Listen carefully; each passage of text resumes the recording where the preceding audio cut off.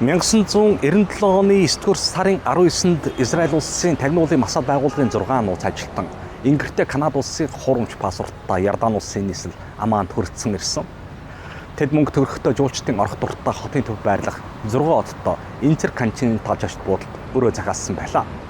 Тус буудалд мөн Ярданы тагнуулын байгууллагын ажилчид мөн ихээр тандалт ажиглалт хийдэг байсан газар.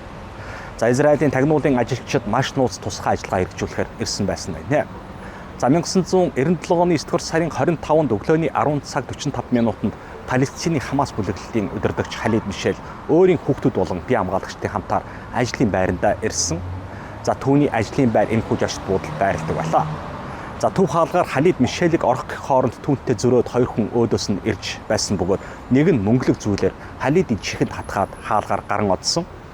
За Халид Мишель өвдөлтөөс сууж их чанга орьсон бөгөөд төд удалгүй газар унсан. За түүний бие хамгаалагчид зугтсан 2 этгээдийн ардаас гүйсэн бөгөөд тэд хүлээж байсан машинд сун зугтан одсон. За машины өнгө, марк, дугаар зэргийг харсан тул Ярданы цагдаагийн байгууллагатай яарт холбогдсон тэднийг удалгүй барьж чадсан гэдэг.